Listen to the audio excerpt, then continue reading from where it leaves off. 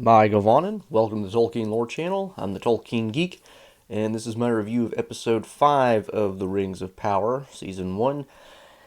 And, well, I was right about one prediction that I had, and that was this episode was pretty much going to determine whether I really cared about anything else. I went into this knowing that if it didn't make progress or didn't do something interesting, it was kind of going to be the end of me caring about the series, and yeah, I don't really care about the series anymore.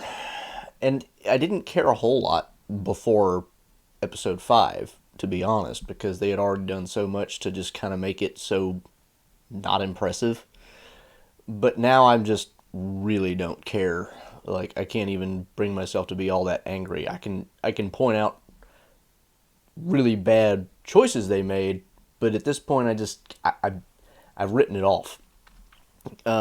And again, that's not to say that the show is unwatchable. It's still watchable, but at this point, it's really only watchable if you kind of turn off your brain, because the writing inconsistencies in this episode are so flagrant that they're insulting our intelligence at this point, and I'll get to that when I get to the spoiler section. So, first of all, just a couple of points. My wife is still watching it, and she is a little bit of background on my wife. She's not a huge Lord of the Rings person like I am, but she is a geek or a nerd or whatever you want to call it. She's very into Star Wars, and that's kind of her fandom. But the other thing is, she recently watched Obi-Wan Kenobi. She held off for a long time because she was kind of disgusted with a lot of the stuff that Disney had done with Star Wars and held off on watching it. She finally did watch it, and she actually watched it paying attention. If you watch my last review, then you know that she is kind of watching the Rings of Power along with doing an art craft project on the side, so she's kind of doing two things at once, which she is better at than me. But she actually watched Obi-Wan with like focused, or Kenobi, or I forget, but she watched it with a little more focus and not doing two things at once. Rings of Power, she's still watching with doing other things on the side, so take that as you will.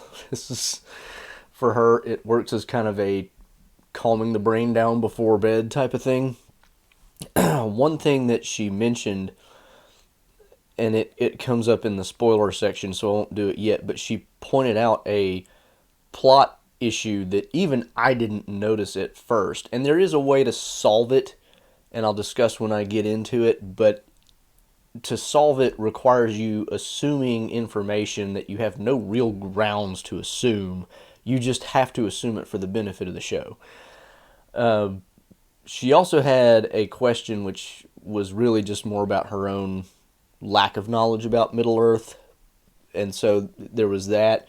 But she still doesn't like Galadriel. She only knows the names of a handful of characters this far into the season, which, I'm not surprised. And so her overall comments were, kind of along the same lines that it's been for most of the season, which is, there's just not a lot of investment in the characters. We don't get to know them well enough to even know their names.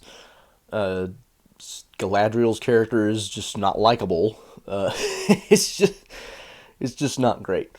For my own thoughts in terms of non-spoilers, for about the first 30 minutes of this episode, I was actually kind of happy because they didn't do anything completely stupid in the first 30 minutes, and they actually gave us a little bit of character development for some of the characters that we really had no development for prior to this point.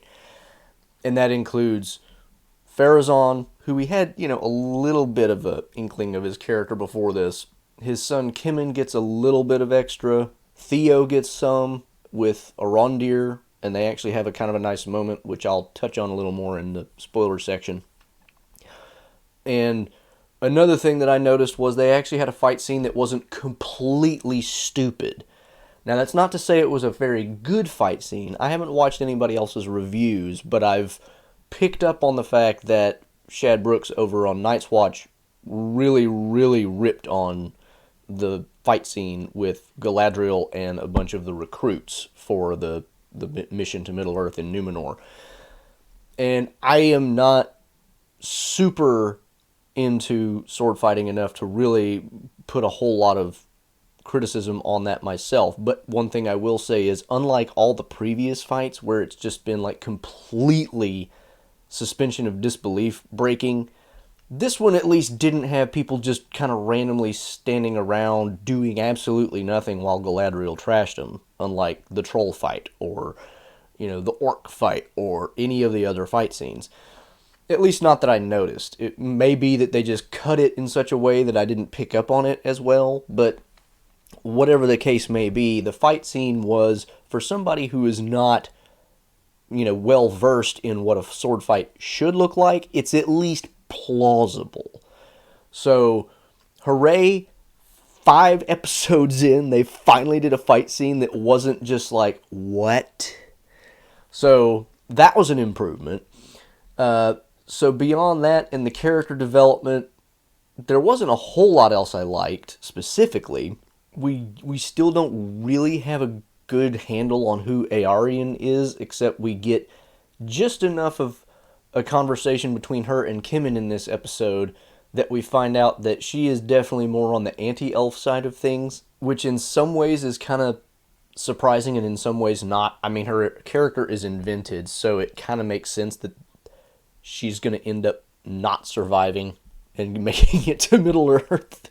Spoilers, Numenor sinks, guys. And since Aarion is not a character that Tolkien had in the story, it makes sense that she's probably going to drown with Numenor. Therefore, it would make sense that she's one of the bad guys. It's weird, though, because up to this point, she has seemed at least like one of the more reasonable members of Elendil's family. We don't get a whole lot of Anarion, because all we get is a couple of references to him. And Isildur is a guy who apparently just doesn't really have any discipline. Elendil we get some time with at least, but even we get the idea that he's an elf friend, but beyond that it's not really clear how strong that is. So, Aarion being, effectively one of the king's men, in the actual source material, the people are divided into the king's men and the faithful. Aarion clearly doesn't fall into the faithful category. She's going to be a kingsman type, so that's interesting. And apparently she's developed her relationship with Kimmin during some period which we don't see on screen, because she's, at least conversing with him as if she knows him beyond just his attempts to hit on her randomly. But beyond that, some of the characterization gets a little bit developed and that sort of thing.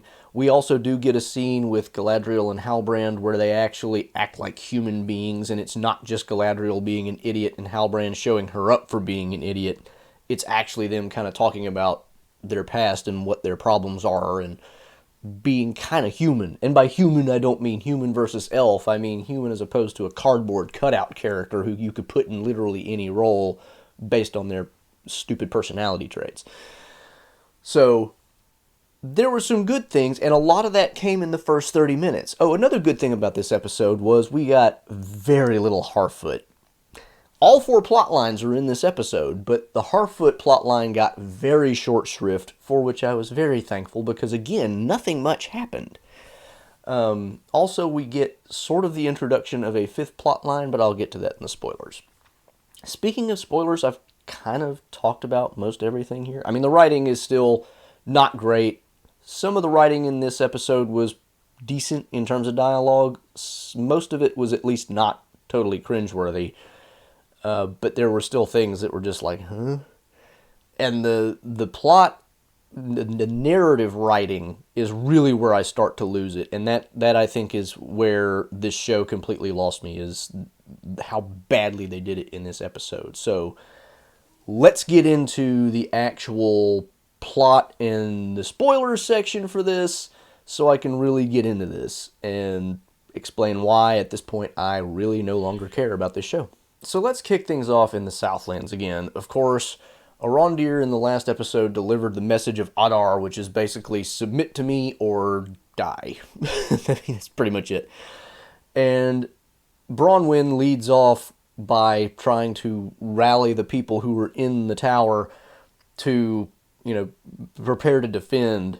And at first, everybody seems to be on board with this idea. And then Waldreg, who is the guy who, in the previous episode, came to Theo and was like, yeah, I know you got my sword and we're going to serve Sauron. He comes and counters this and basically says that, they shouldn't be doing this. And he refers to the supposed enemy, which is such a stupid thing to say. They're clearly the enemy.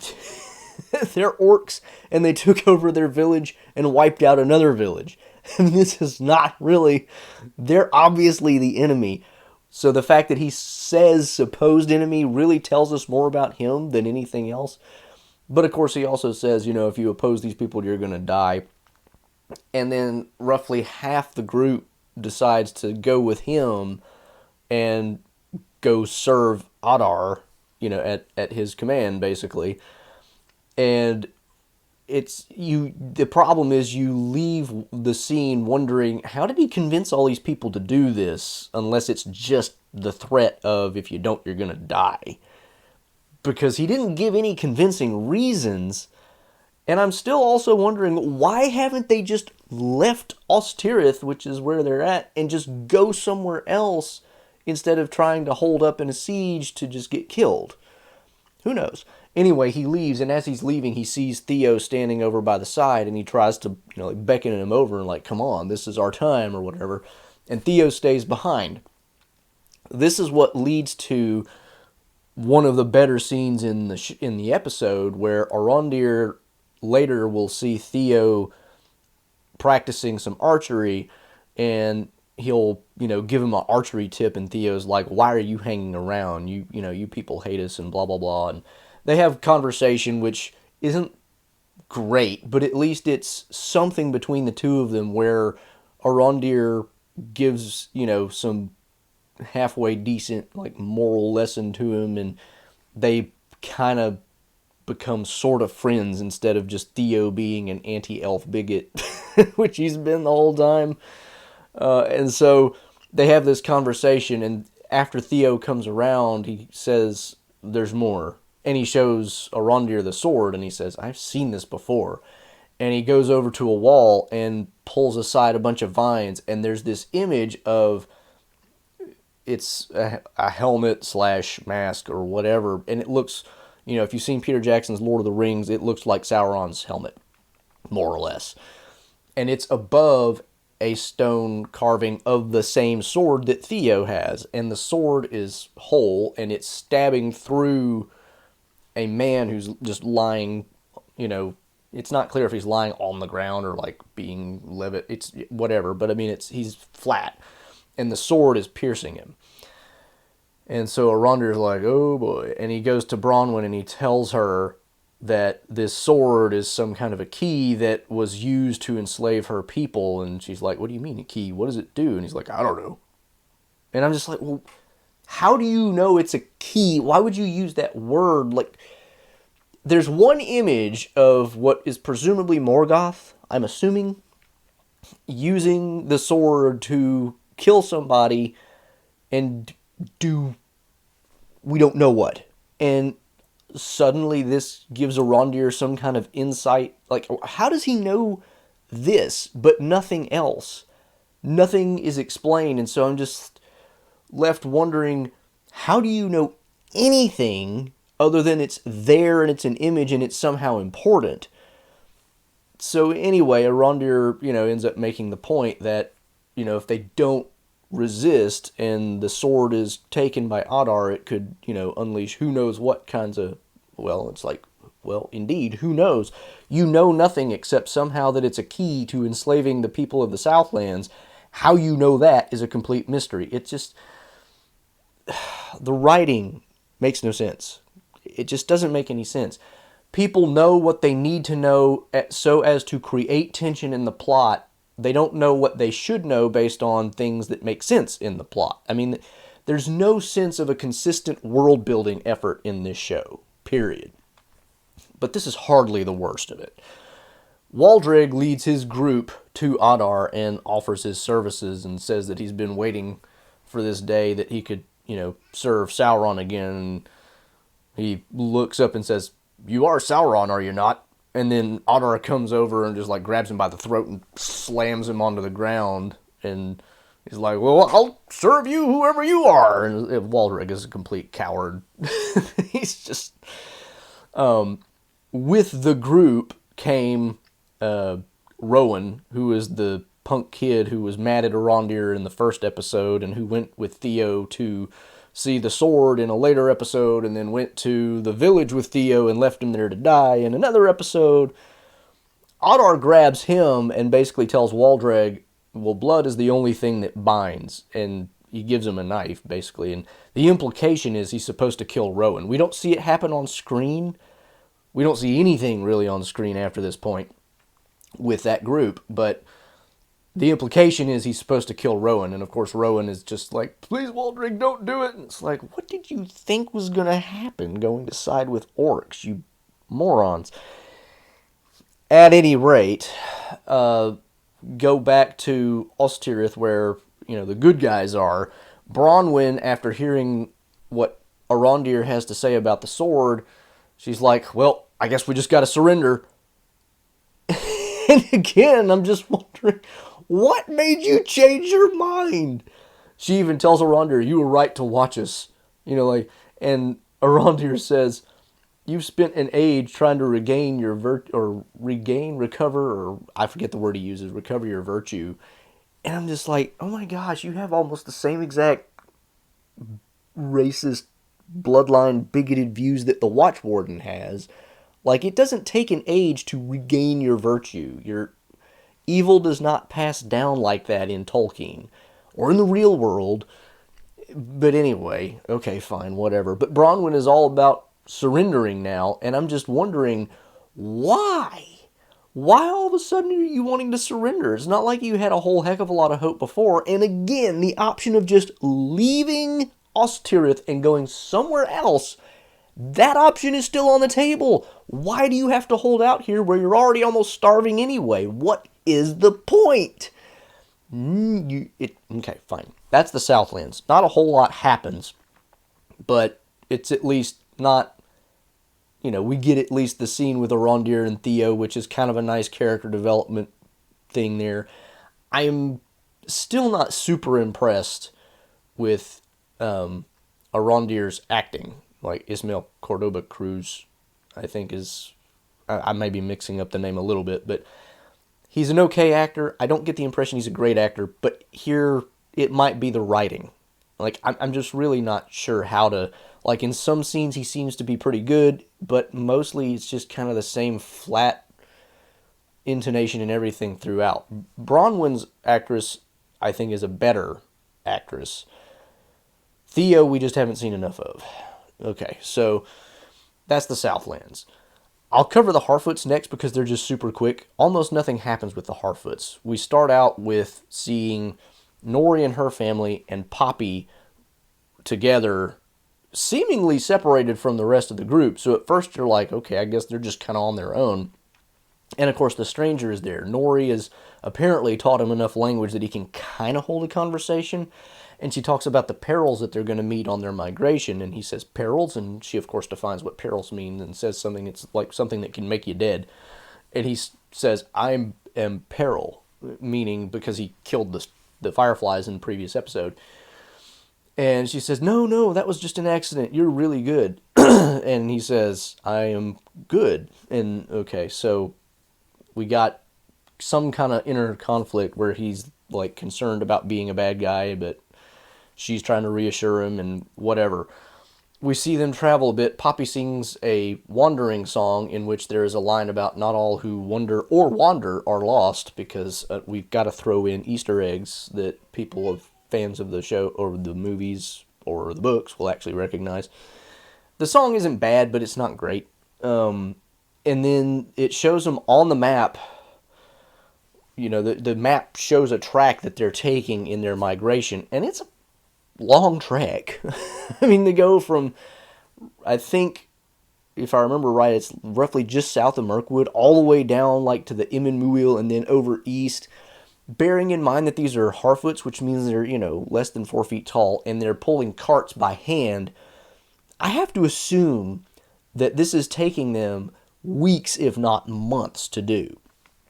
And one of the things I hate about this goes back to an issue I mentioned in an earlier review, which is the time issue. You cannot make this time thing work with all of them. All the storylines that are connected by Meteor Man are taking different amounts of time to do the same stuff. And at this point, seemingly, the Harfoot plotline has gone on for weeks or months, whereas the Southlands plotline potentially is only within 3 or 4 days. How are they going to make all that join up? Hopefully they don't try with the Harfoots, but they're going to run into problems once they start merging some plot lines, and it's going to happen eventually. So that's an issue. But then they start going through a forest, and it turns out, they actually are with the rest of the Harfoots, because we see Sadok talking to Malva, and Malva is like the one who wants to completely leave Nori's family behind, and like, yeah, just get rid of them. And Sadok's not quite ready to go as far as she is. But they're wandering through a forest, and the forest is creepy. And there's some comments about how it's not supposed to be like this. Why is it like this? And then somebody sees some footprints of wolves. Which, by the way, they keep referring to them as wolves. They don't look like wolves. If I was going to say what they were, I would have guessed wargs. But they don't look like the warg that was in the Southlands with Arondir. So I don't know. Anyway, one of the wolves, or whatever it is, ends up actually attacking. And the stranger slams the ground with his hammer fists and basically creates a shockwave and knocks the wolves, wargs, whatever, away and saves the hobbits. So, did I say hobbits? I meant Harfoots. I'm sorry. So he scares them away, but apparently when he hit the ground, he cut his arm or something.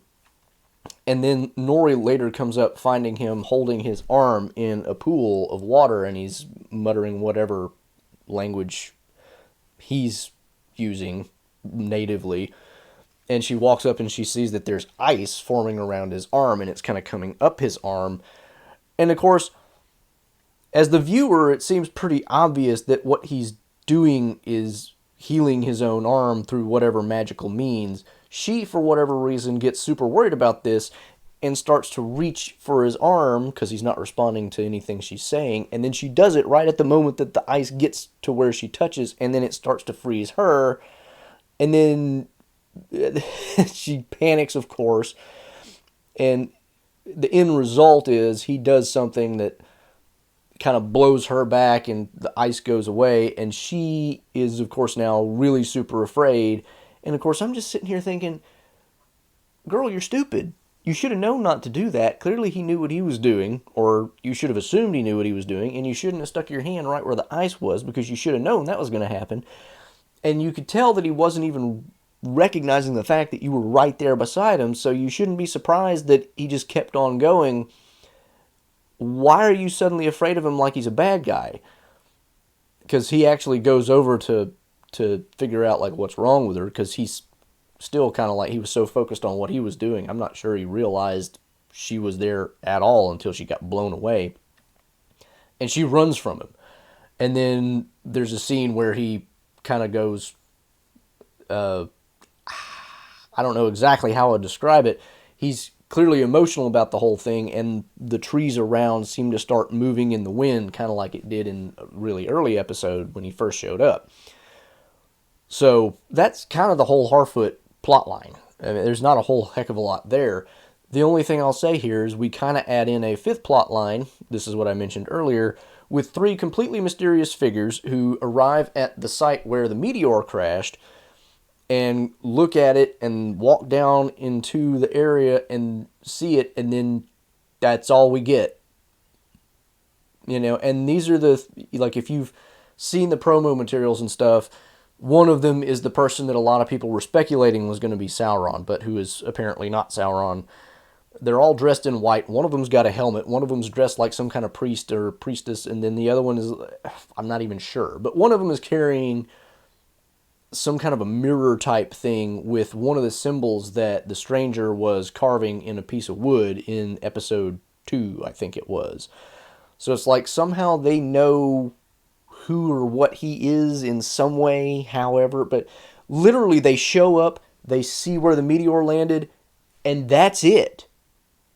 And again, this is where I come back to my complaint of they keep adding in characters and give us nothing about them.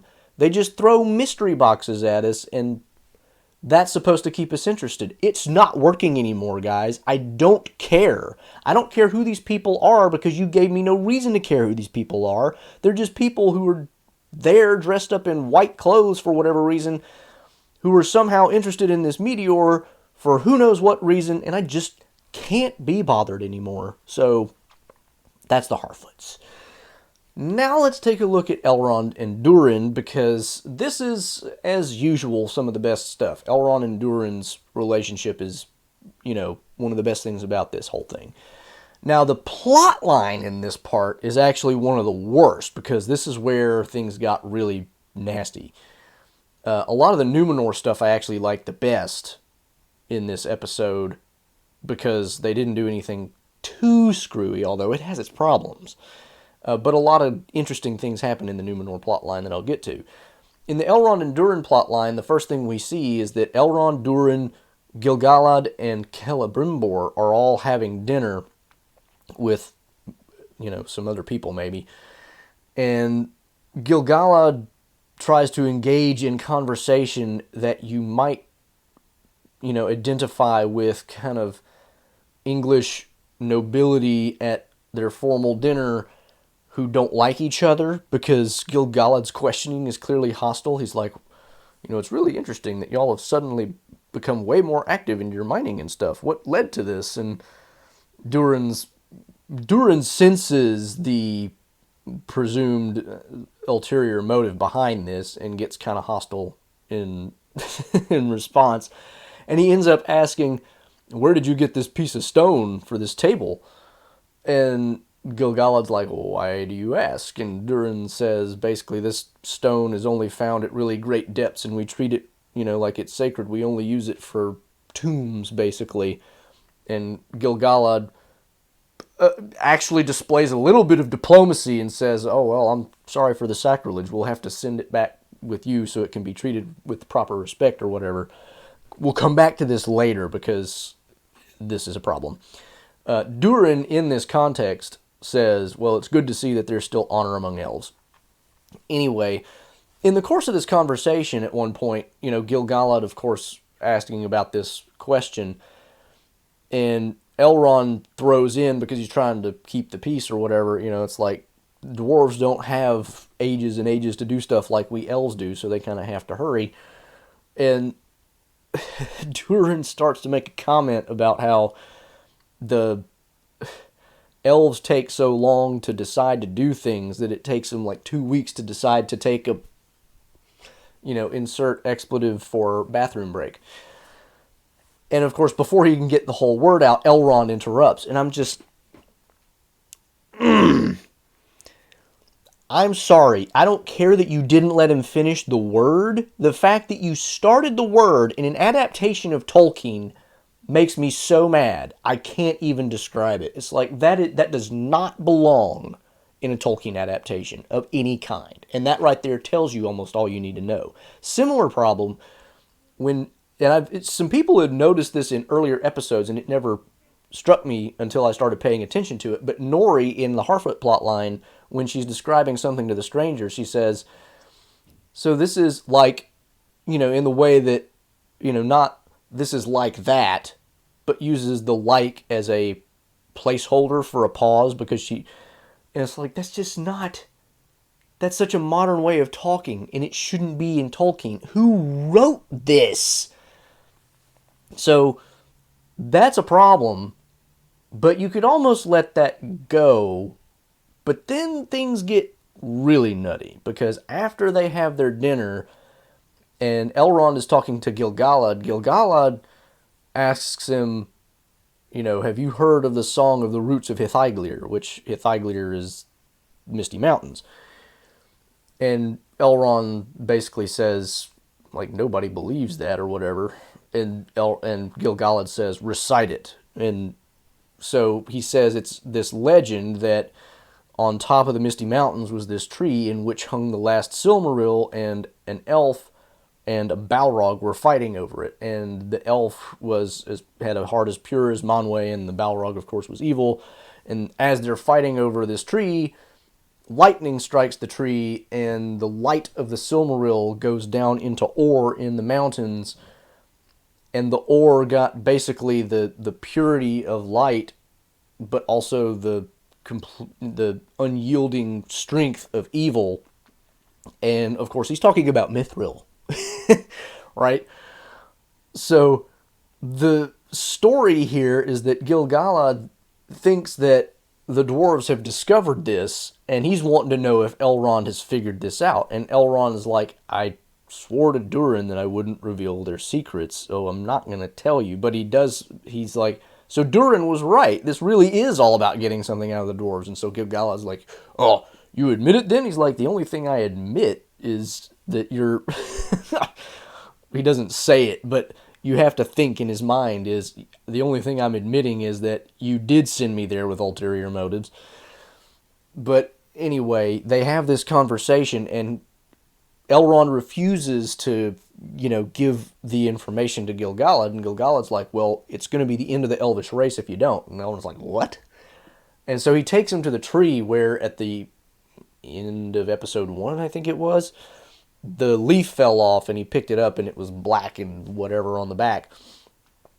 And he says it was doing this just before Galadriel came back from the north, and we thought that by sending her and the last vestiges of war away, it would restore, light to the Eldar or whatever. And it's not clear what he's talking about. It's like, what do you mean? Like, what does this tree have to do with anything? And why does it have to do with the elves? And there's no explanation of any of this. But anyway, he says, but it didn't, and it's getting worse. And we think that because the light of the Silmarils is in this ore, that if we get it, we can restore, the elves to what they're supposed to be. And he then follows it up and says, if you don't do this and the elves have to leave the shores of Middle-earth, and the armies of darkness will sweep all over Middle-earth and wipe out all peoples. It won't just be the elves.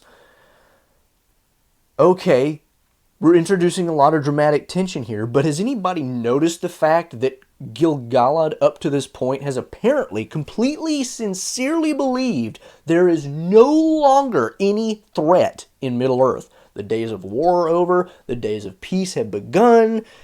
He never backs off of that, and he never intimates that he's just saying that to get rid of Galadriel. He says he's sending Galadriel away because he thinks that if she stays, that she's going to make things, make the evil come that she is afraid of. But he never indicates that he thinks that there actually is evil out there that's going to be a problem regardless. So suddenly, he's worried about armies of darkness that he doesn't even apparently believe exist. And he's using that to threaten Elrond with, you better to break your oath and tell me what you know without regard to your oath so that we can save the elves and everybody else from a threat that I don't even think exists. Like, what?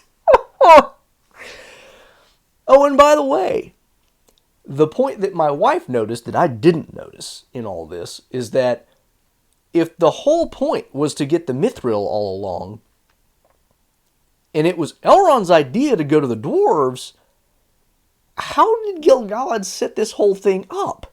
Like, how was he supposed to figure out that by sending Elrond on a mission to theoretically figure out a way to build a forge by spring, and by the way, Gil-galad makes this point too, or maybe it's Celebrimbor a little bit later, that they need to get the Mithril by spring. Why they have a timetable, how they know they have a timetable, don't know, don't care. I've given up caring. I'm still mad about it, but I don't care. But at any rate, the point being, he's telling Elrond that he needs to go help Celebrimbor build a forge, and it's Elrond's idea to go to the dwarves. Now, you can, like I said, fix this and assume that Gil-galad knew about Elrond's friendship with Durin, and therefore that he would probably be able to get the dwarves. to help with the building of the forge because he knew that there wasn't enough manpower among the elves. Why there's not enough manpower among the elves, I don't know. How the dwarves could afford to spare so much manpower when they're expanding their mines in Khazad-dûm and mining mithril and everything else, I don't know. None of it makes any sense. But, so anyway, you have to assume that Gil-galad knows things that the show has given us no reason to know that he knows. Anyway, then we cut to a scene of Elrond having a conversation with Celebrimbor. And Celebrimbor knows all about the mithril. He knows everything about it. And Elrond is talking to Celebrimbor about how he's not going to break his oath and tell Gil-galad, and I'm like, but dude, if Celebrimbor knows because you told him, then you have broken your oath. You said you weren't going to tell anybody. I mean, he's sitting there showing him the little piece of mithril that Durin gave him, literally. And Celebrimbor is talking about its qualities and what he thinks it's going to do, and I'm just like, this is where I lost it. This is where the show completely lost any sense of we care about continuity. Because if Elrond was actually concerned about keeping his oath, he obviously wouldn't have told Celebrimbor. Celebrimbor wouldn't even know that he had mithril and wouldn't know any of this stuff. But clearly he has. And yet he's pretending that he hasn't broken his oath. Like I said, it's literally intelligence insulting. That's how bad it is at this point. They cannot write a consistent narrative to save their lives. So they have this conversation, and Celebrimbor basically confirms what Gil-galad said, and said, yeah, we do think that unless we can get this, stuff by spring, and basically bathe the elves in the light of the mithril, then we're all just going to fade. And so then Elrond goes and has a chat with Durin. They're on their way back to Khazad-dûm while a bunch of elves are carrying the giant stone slab from the table. And one of the elves kind of loses his grip, and Durin kind of grins. And Elrond looks at him, you made it up, didn't you? And Durin says, well, yeah, Deesa's been wanting a new table for a while now. Oh, okay. Like, it's a joke, but on the other hand, Durin made this huge deal about how the elves were basically being sacrilegious with sacred stone that presumably they got on their own and didn't get through untoward means. And he uses this as leverage to get it so that Disa can get a new table. And in the process of this conversation has the gall to compliment Gil-galad on having honor among the elves because they're willing to give it up. Durin, that's called theft by fraud. I mean, gosh. Oh, Elrond does not chide him at all for this. He then just jumps immediately into telling him, so I need to be honest with you. I haven't been completely honest with you. I didn't come to Khazad-dûm for friendship. I came out of ambition. Which, as I mentioned in previous episode, this really should have been kind of obvious to Durin. The fact that Elrond was able to calm Durin down as much as he was is kind of shocking. Because when he found the mithril mine entrance, and Durin's like, I knew it, and he just manages to calm him down, it's like, why would you trust him at that point? Why? Because, let's face it, he did show up with something that he wanted. It wasn't purely out of friendship, and we all know it wasn't purely out of friendship. Anyway, now Elrond is openly admitting it, which, at least he's doing the right thing in admitting it. And then he follows it up and says, I didn't know it, but I came for mithril. And he explains what Gil-galad told him and how, they need this to, restore the Eldar because otherwise they're going to fade and their immortal souls will dwindle to nothing and basically become shadows. Why this is going to happen without mithril, it's got nothing at all to do with Tolkien. This, the elves fading in Middle-earth is a thing that Tolkien was writing about, and it was inevitable and it had nothing to do with anything other than they're just going to fade in Middle-earth. That's just their natural progression. So they're just throwing in this whole thing to create unnecessary tension for who knows what reason. I mean, somehow they're going to make this all connect to Durin's Bane eventually, I'm sure, but it's like this whole time they have been building up this plot line so that they can do this now. It's just like, what? Who came up with this cockamamie idea? It's just so absurd. And so Elrond says, the fate of the elves is in your hands. And Durin's, whose hands? Elrond says, Your hands. Whose hands? Durin's just like rubbing this in so hard, and it makes me like Durin so much less. But, in fairness, he's also been lied to the whole time, and not even entirely intentionally by Elrond. So, kind of understandable, I guess. But it's just the whole thing makes no sense. But it's really the key point to me was when Elrond, is clearly talking to Celebrimbor about the Mithril, and Celebrimbor knows about the Mithril, and Elrond is acting like he still hasn't broken his oath. And I'm just, what are you talking about? You clearly did! Ugh, whatever. That's Elrond's plotline for this one. Now we finally get to Numenor. So one of the first things that we see is Eärien trying to get Kimmon's attention, and she's like, why is your father going along with, this expedition to Middle-earth? He's not in favor of elves. And Kimmon's like, yeah, but right or wrong, he's loyal to the queen. And Eärien says he's wrong. And so Kimmon's like, I will try to talk to him, because Eärien says he'll listen to you. And he's like, he closes his ears when I'm nearby, and she convinces him to do it anyway. So he meets Pharazôn in a tavern or wherever, and starts having a conversation with him. And basically he's trying to convince him, like, you don't take orders from any elf or whatever. And Pharazôn's like, orders from an elf? At the end of this, the elves are going to be taking orders from us. And basically he explains this grand plan, which is they're going to help Halbrand, who they are treating as the king of the Southlands, even though there's no real evidence that that's who he is. And he says that they're going to be forever in our debt, and then we're just going to be able to have all this extra trade, and then basically an empire, and then we're just going to be the greatest power in the world. And Kimmon, his face lights up like, oh, I get it. And, seemingly he's now on board with the plan, because Pharazôn is clearly just a scheming Machiavellian, thinking about how all these things play together in his own little game. So, and there's indications as well that, of course, behind the scenes, while Muriel is gone, he's going to be working things in Numenor. So, you think Kimmon is now on board with the plan. But as it turns out, he's either not, or he's a complete idiot. And this is another point where I just couldn't do it. Later on, what we're going to find out is Isildur, of course, isn't allowed to go on the expedition by Elendil, because he basically threw away his chance at the Sea Guard and all this, and so he was told no. He tries to get in good with his buddy Valandil, who managed to get promoted, and I'll come back to that. And Valandil's like, no, I'm not risking my name when you're just going to throw away this opportunity like you've thrown away every other opportunity. So what does he do? He stows away on a boat.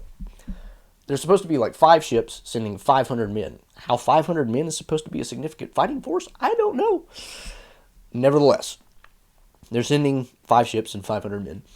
And the next thing we know, Kimmon is on the boat with a lantern, and he starts opening up casks of alcohol, I guess. I don't know exactly what it's supposed to be, but it's flammable. We know that because we could tell he's about to set fire to the ship. He makes a noise, and then there's a cough, and the cough is Isildur hiding under a blanket, and he's stowing away, right? He realizes what Kimmon is going to do and tries to stop him, and they have a fight, which of course leads to exactly the thing that Isildur was trying to stop, and exactly the thing that Kimmon was trying to accomplish, just maybe not quite in such a dangerous way. They both run up decks, to try to get away before the whole thing blows up. Kimmon falls down or slip. It's not exactly clear how that happened. I kind of missed it a little bit, but it's not important. But he either knocks himself out or something, and Isildur gets him off the boat and swims away in time to get away from the explosion. When they get pulled out of the water, Elendil, rather conveniently, is right there. Kimmon confirms that, yes, Isildur saved me. He didn't have to do that. And Isildur makes up a story about how, something just kind of went wrong. He makes up a story for why the explosion happened to kind of cover for Kimmon. Kimmon still doesn't like Isildur, because as soon as nobody's watching him, he's like, get away from me. But the main point is they're both kind of covering for each other so that they don't, either of them get in trouble. It's like, you scratch my back, I'll scratch yours. But what got me about this scene is if Kemen was recognizing the point of Pharazôn's plan, why does he then go and try to sabotage the expedition? Now, you could assume, and again, you could try to save this plot by saying he acted like that in front of Pharazôn, but all the while he was like, no, I still think this is a really horrible idea. It's really not clear exactly, but I still found it completely unrealistic because there's nothing in between those two scenes that leads you to think that he is still dead set against the Middle-earth expedition. And so it's just like, what? You know, if you had given us just enough of his thought process to be like, well, I still want to stop this, even though he thinks it's a good idea, I don't. They don't even give us that. So it's like, I just can't give the writers the benefit of the doubt because clearly they have no problem with really bad contradictions. So I'm just going to assume everything that looks like a contradiction is a contradiction because that's the way they roll. So again, no benefit of the doubt from here on out. Just none. So that all happens. Let me go back a little bit because the way that Valandil got a promotion was he was training with a bunch of the other people who had volunteered to go to Middle-earth. Elendil was kind of watching him train, being their overseer or whatever. Galadriel walks up and she's basically saying they're not really ready for this, and they start having this conversation, some of which is in Elvish. And eventually she decides to go up there at Elendil's suggestion and train him. So she takes a sword and she says, you know, if any of you can, you know, manage to score flesh on me, then, you know, see if you could score flesh on me. And then Elendil says, if any of you do, you'll be promoted. Here's the fight scene, right?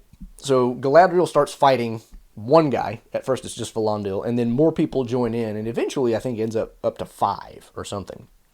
And she's trying to give him advice and all this stuff during the fight scene. My biggest problem with the fight scene is she keeps telling him things like, you know, let your feet do the fighting, not your hands. It's more about balance than strength. It's, you know, all this other stuff. And it's like, but you're not teaching them anything. You're just throwing out aphorisms effectively and not teaching them how to effectively implement any of this advice. Meanwhile, you're just kind of embarrassing them, making them look bad. But, you know, so she's not a good teacher, but she's a good sword fighter because she thrashes all 5 of them. Like I said, the sword fight is not so obviously bad as the ones that have come before. I'm not going to analyze it in detail, but the main point is nobody is sitting around being an absolute doofus, you know, do nothing the entire fight while Galadriel kicks everybody else's butt around. Valandil manages finally to scratch her arm at the very end, and so he gets the promotion. That's how that happens. And in the scene where Isildur, you know, basically tries to get in good with him so that he might make it onto the expedition, you know, they're all in a tavern and they're singing a song about Numenor. And so this is like 2 songs in one episode, and I don't think we've really had any other songs so far, but this song I wasn't really that keen on because it seemed like halfway between a bar song and a national anthem. And it was just like, well, which one are you trying to be? Because it doesn't seem really like either. But anyway, so all of this is happening, and after the ship blows up, Pharazôn takes the opportunity to try to argue with Miriel that, you know, maybe we should delay this. And, you know, Galadriel says, you know, remember why you chose to go on this mission in the first place. You know, it's, you know, you're doing the right thing. You got the blessing of your father and all this. And Miriel says, we're going to reconvene this council in the morning to make our final decision. And in all this, Halbrand is brought up as being kind of a key to the whole thing. Why? I don't know. Halbrand hasn't been part of any of the discussions, but apparently Galadriel has been putting him forward as the guy who's really gung-ho, even though Halbrand has been very clear that he doesn't want to go back to Middle-earth. The interesting thing about this is, and here we get another plot problem, prior to this, Miriel had gone to her father's chambers up in the tower, and Palantir is actually up and walking around, seemingly feeling better. Why? Not exactly clear, but he ends up telling Miriel, don't go to Middle-earth. All that awaits you there is darkness. And this is after Miriel has told him, you know, we're doing what you always believed. We're helping the elves and doing all this. And he's like, don't go to Middle-earth. All that awaits you there is darkness. And that's kind of the end of the conversation. So Miriel knows that her father is actually not approving of this mission, But when Galadriel mentions that in the council meeting where they're talking about this after the ship blows up, she doesn't mention anything, and she seems to just kind of leave it open. And I'm just like, what? Why are you... It just doesn't make any sense, because now, if she trusts that her father was right all along, why is she now not trusting his judgment on, did he not say anything more specific in that conversation with her? Did she literally just leave him after that, going, I wonder what that means? The writing in this show is so bad. Nevertheless, then we get a scene with Galadriel and Halbrand, and they're talking about their respective issues. Halbrand, asks her about the dagger. He surmises that it comes from somebody that she knew, and she tells him it's his brother, and, and he's like, oh, so this is just all about vengeance. And, she never exactly denies that, but she basically is making the point that it's about trying to accomplish something in Middle-earth that will give her peace. And she says, your peace also awaits in Middle-earth. He says that he swore never to go back. And he at one point had given her the little crest thing that he's been wearing. Like, I don't want anything to do with it. She gives it back to him. And they have this conversation. And he says something along the lines of, you don't know what I've done, in my past. He implies that he's done some horrible things. And by horrible things, I mean like possibly up to the murdering of innocents or something, because that's kind of the context in which the comment comes up. Next morning, of course, he does go, he takes his crest, and they all get ready to depart for Middle-earth, and they go on these 3 ships. There's only 3 ships now, and I'm not exactly sure why. Did 2 ships blow up in the night? Whatever. But they're taking horses, and presumably at least 100 men per ship, because there were originally 5 ships and 500 men. So at least 100 men per ship, and apparently horses, because Isildur's job is in the stables. And you look at these ships, and they're just not much bigger than a Viking ship. They're not very big. I don't think you could get 100 men plus enough food to get all the way to Middle-earth on these ships, let alone horses, okay? And the disappointingness of this is kind of hit home by the fact that in the Unfinished Tales, when we get the story of Eldarion and Arendis, which happens more than 1,000 years prior to this point, before Numenor has even hit its peak, Eldarion built a ship that was so big, it was basically called a floating castle. In fact, I think that's what its name translated to. It was huge. These ships are just, they're boats, but they don't give you the impression of being like the greatest sea power that Middle-earth has ever known, by any stretch. And I'm just sitting here going, that's really puny, guys. That's really puny. It's a boat. Okay, that's pretty much it. And that's pretty much the episode. Yeah. So like I said, I just really don't care anymore. Like, if I'm getting animated, it's because I just can't stand logical contradictions. It's not because I care about the show. I really have a passionate dislike for sloppy logic. So that's really the only extent to which I care about these episodes anymore. We got 3 left, and I very seriously doubt after the end of this season I will continue watching. They're going to have to pull some really good stuff out of their hats at the end of the first season for me to care at all about season 2. And again, it doesn't even necessarily have to do with the actual source material, because I always knew they weren't going to be consistent with the source material because they were compressing the timeline so much. But the unnecessary changes, like, and here's a good example. Pharazôn is a scheming guy in this show, and he's kind of a behind-the-scenes scheming guy, a Machiavellian, power behind the throne type of thing. But in the book, he's supposed to be such a dangerous guy that he's just like, I'm just going to take the throne, people. And he does it because most of the people are behind him. Here, we don't get that. And so it's just, it's part of the time compression, but some of it is really unnecessary. And so many of the things that they're doing that are now just contradicting the lore. Like, I do not like Gil-galad. He's being a dishonest jerk. Why did he even need to be secretive about the Mithril anyway? Why not just send Elrond on a diplomatic mission to the dwarves saying, we think we got a problem, can you please help us out with it? As opposed to doing it this way, which is only going to increase suspicion. Like, if I was in Durin's shoes, I'd be like, nah, y'all done, messed up really bad, because you basically, Elrond personally didn't necessarily know that's what he was doing, but he admitted to coming there under kind of false pretenses anyway.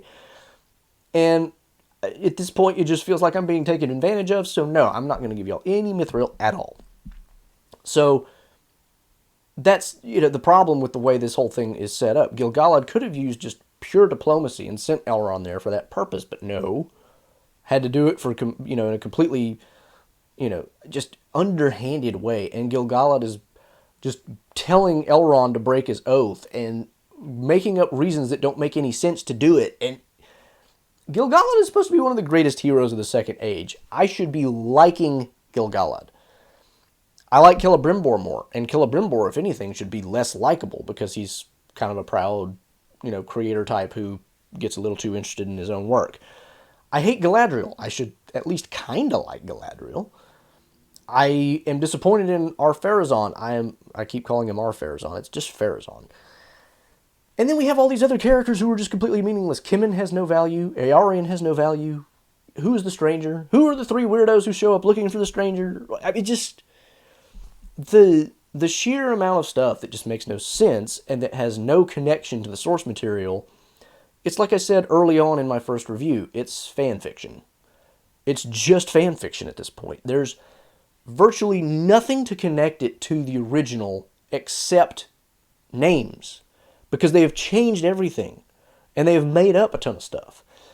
The stuff that they didn't completely make up has just been radically altered. Mithril being forged from the light of a Silmaril in a tree, that's completely counter to the story. And in fairness, Elrond says most people don't believe it. Clearly Gil-galad does, and they're using this to, base their reason for needing the mithril. Now, a lot of people have speculated, and this may be true, that what's really going on is somewhere behind the scenes is Annatar, who is feeding this kind of stuff to Gil-galad and Celebrimbor so as to get them into the ring-making trap so that they all fall prey to that. And that would work a little bit, except for the fact that the elves really ought to know what happened to the Silmarils, pretty much. And also because in the book, Gil-galad is supposed to be one of the people who sees through Annatar. He's like, I know you're not really trustworthy. And so if Gil-galad is falling for this, that undermines his character as it is supposed to be in the book. It's like, you don't have to make him a perfect paragon of virtue, but you do need to be at least a little consistent with the book. Please, just a little. No, we're just going to radically change as much as we possibly can about the source material when we're even using anything adjacent to the source material. So at this point, the lore violations are mounting. The writing inconsistencies are mounting. The production quality is not great. It's, some of the visuals are nice, but... Oh, and that's another thing I forgot to mention. The Numenorian armor looks so cheap. The helmets, I mentioned this on Twitter, the helmets are so big that they do not fit. They look like if you bumped it, it would just fall off a person's head. It's like, you couldn't make halfway decent looking armor and helmets, and this is one of the things that Jackson got right. I have problems with the Jackson movies, but the armor and everything else they made, they look real. They look legit. They look like real things that people would use in a real war. This stuff looks like, dime store stuff that's just a little bit fancier for adult cosplay. That's how bad it is in some cases. So this whole thing, like the best thing you can say about this show anymore is that some of the dialogue is kind of interesting to watch. Elrond and Durin have kind of a good relationship going, and that's kind of it. The rest of it, I just don't care. And I'm not even sure how much I'm going to care about Elrond and Durin anymore, because that whole plot line is now becoming so divorced from logical reality that I don't know how much I'm going to be able to invest even in that. So, like at this point, the overall arc of the show has gotten so bad with all of the inconsistencies and everything else that we're below a 5 for me. Like, I mean, I would have to do more or less what my wife does, which is kind of turn off my brain and do something else while I'm watching it. The thing is, though, if I was doing something else and trying to watch it at the same time, I would not be able to follow it very well, which is why it would work for me, because if I do try to follow it with my brain hurts. So yeah, I mean, it's just the writing has gotten to the point of being terrible. And like I said, it was that moment where Elrond is talking to Celebrimbor as if he hasn't broken his oath, when he clearly has. In universe, Elrond ought to be smart enough to realize this. And it doesn't require him to be smart. That's the problem. It's like, if he was a 5-year-old human being, he would probably be smart enough to realize he messed up by telling Celebrimbor. And yet he is a however many thousand-year-old elf, and he still doesn't realize that he broke his oath. Like, ah! When they did that, I just couldn't do it anymore. It's over. Y'all have completely abandoned any hope of me caring about this show, because the writing is so... Whoever's writing this stuff doesn't care about continuity. Just does not care. That's all I have to say about that. So, that's my review of episode 5. I will continue to review the remainder of season 1. And at the end of season 1, I will make a final decision about what I may or may not do in the future regarding season 2. But 99 to 1 odds, I will not watch season 2. Because this is just ridiculous. It's not Tolkien. It's not even good fan fiction. It's just bad. And, you know, that's all I've got to say. So, that being said, remember, social links in the description below. Follow me on Twitter for Tolkien trivia. Until the next time, I am the Tolkien Geek signing out for the Tolkien Lore channel. Namarie. Thanks to all my Patreon and Utreon supporters, including Ring Bearers Ego Voice and Emir Ali, and Elf Friends PA Brew News, Tracy Meehan, Nathan DeFore, and Paul Leone.